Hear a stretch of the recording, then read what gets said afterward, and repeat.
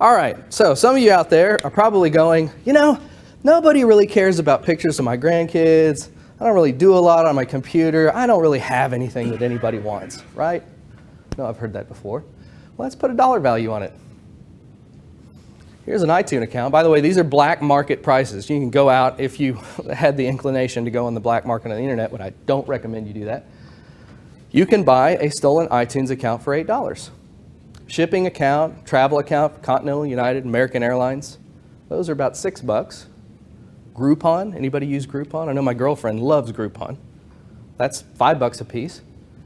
So is your online cell phone carrier, Verizon, AT&T, whatever, those are about $5 a piece per stolen account. Facebook and Twitter is $2.50. Anybody know why Facebook, Twitter is not that valuable? Well, the reason is not a lot of people buy things off of Facebook. Like, you really have a lot of control over your Facebook account. If you're smart, you don't put your full name and your full birth date even on there. I know I just put the day, not the year.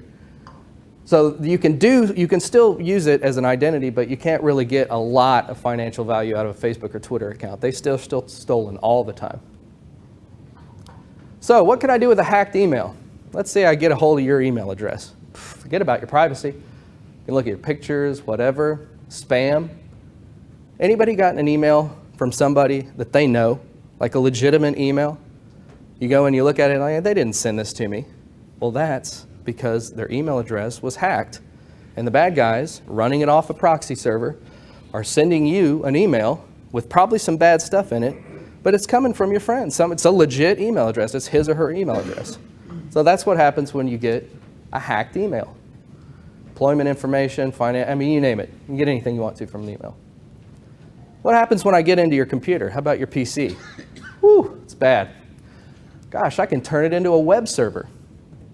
I can make your computer my own personal web server and put whatever content I want and broadcast it on the internet. In fact, another story, so I'll tell you, speaking of a hacked computer, in my former life as the network engineer for a large retail wholesale company, my cohort came into my office and said, "My gosh, have you seen Natasha's computer?" It's her real name, by the way. And I said, "No, what's going on?" So we pulled up our console, and her computer was sending hundreds and hundreds and hundreds of emails per minute out through our network. Ugh. So we yanked the plug on it. Sure enough, somebody had got into it and turned it into a proxy server to run a spam email. So it was sending spam, viruses, Trojan, Lord knows what was coming off of that machine. So you can make it even participate in bot activity. Does anybody remember from the news last year? Huge internet outage. This was caused by what's called a distributed denial of service attack. That means millions and millions of computers, IP cameras, all these things were taken over and were hitting websites like Facebook and Google, so much so that they actually brought the server farm offline. This is big, big news. So a hacked PC can do a lot of damage once it's been compromised.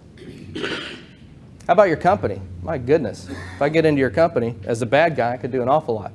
Intellectual property is mine, HR data. Imagine what I could do with HR data. Salary, all this kind of stuff. Financial information.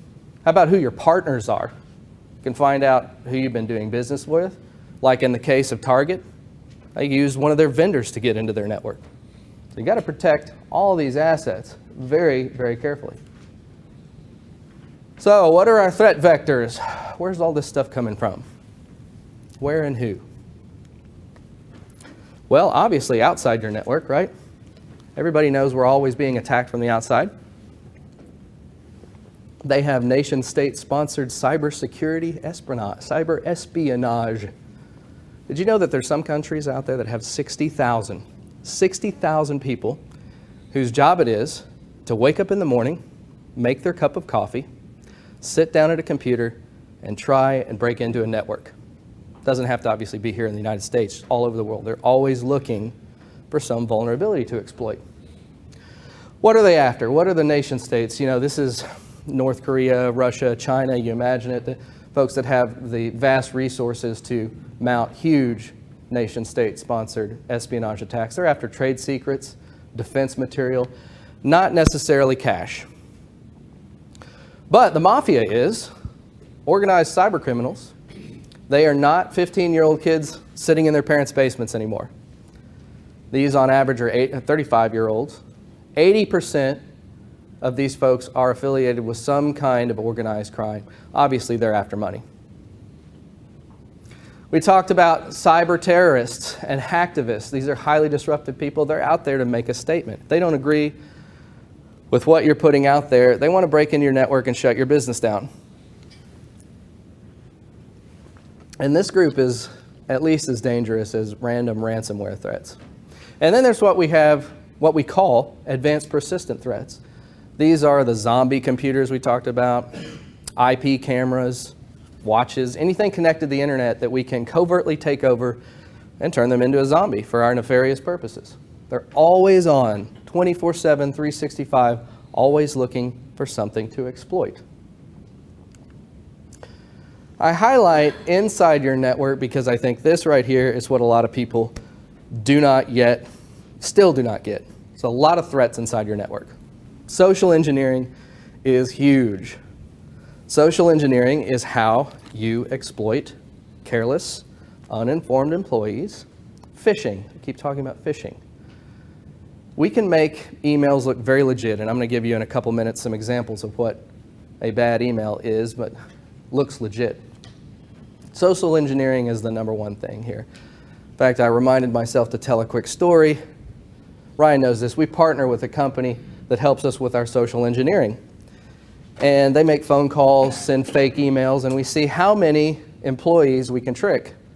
Companies that hire us to do their security posturing and assessments, we do social engineering as well. So I was on a conference call for another project we were working on, and this guy was telling me, he said, "Hey, David, did you hear about this last company we did?" I go, "No." I said, "Well, they wanted us to do phone calls." So they did 10 random phone calls to employees. This was all set up by the IT director.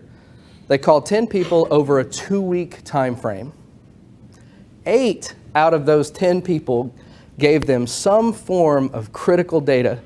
Half of them gave them their username and password. So I give these employees actually partial credit because each and every one did report this to the director of IT, who, can you imagine what's going on in the back of his head? Because he knows about this. He's the one that put him up to it. Hey, I got a weird phone call. And I said, "Well, what'd you do?" "I gave my username and password." So this is scary stuff, right? This is scary stuff, So it happens. Social engineering is a huge, huge tool. Improper disposal of data, of course. When it comes to HIPAA and PCI compliance, they're actually required to destroy hard drives. And in Texas, we like to shoot them full of holes with AR-15s, but burn them, otherwise destroy them, demagnetize them, gauze them, whatever. Lost or stolen devices, of course, can be a complete nightmare if you have critical data on that. Disgruntled employees. This is, not a comfortable subject, but they're out there.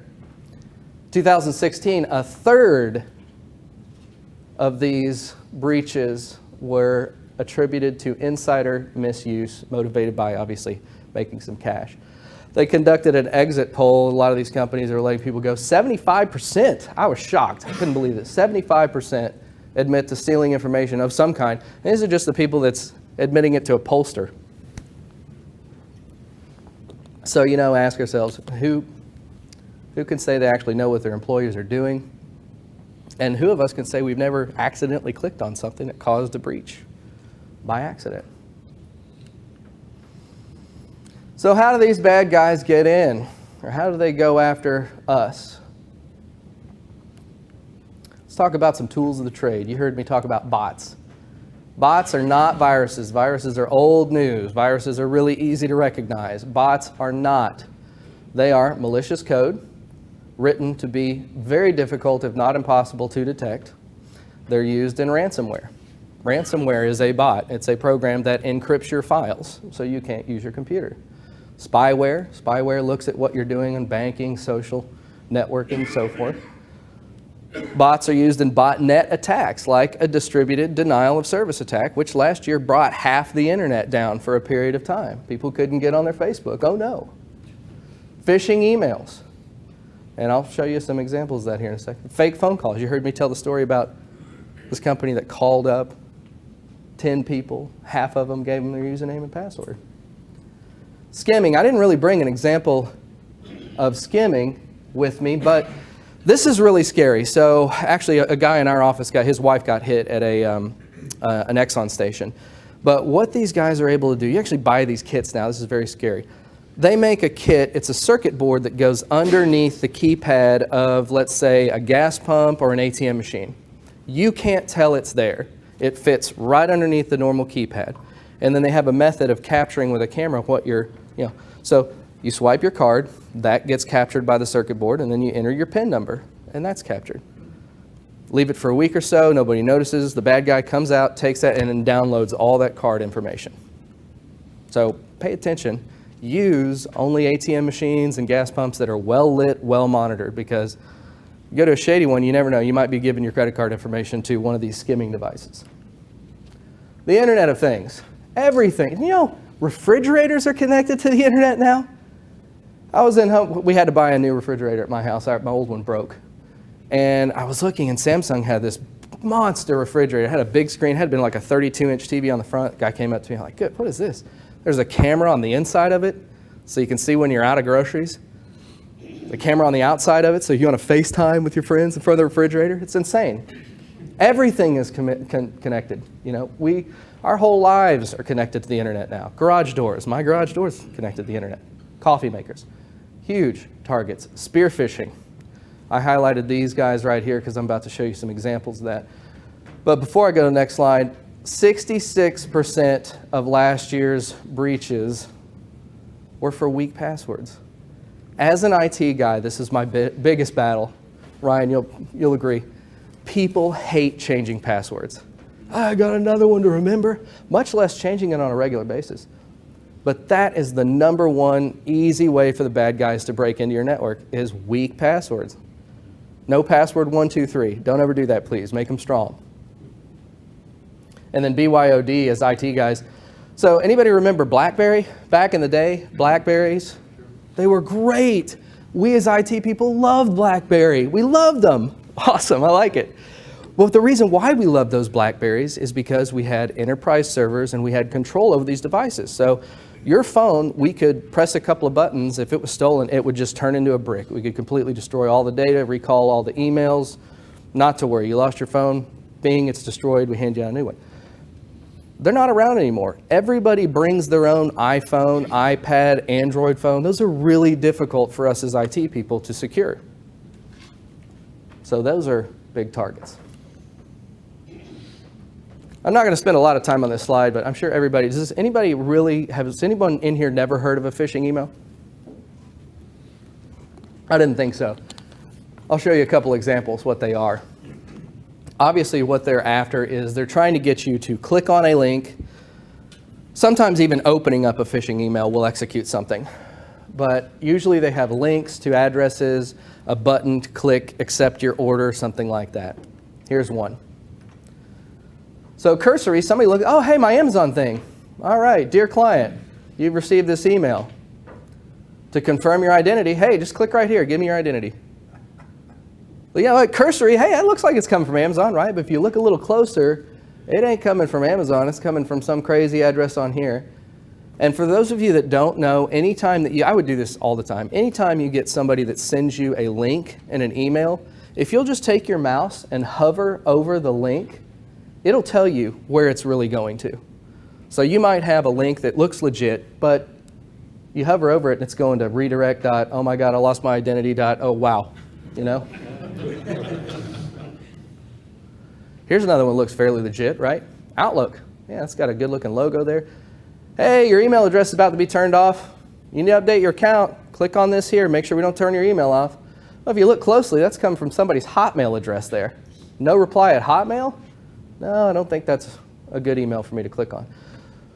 These are kind of funny examples. The scary thing is they're making emails look a lot harder to find than just these. But as a rule of thumb, before I go on, just as advice to everybody in this room, if you're not expecting an email from somebody, ask. If it doesn't, if it looks hokey, chances are there's something wrong with it. So just be diligent.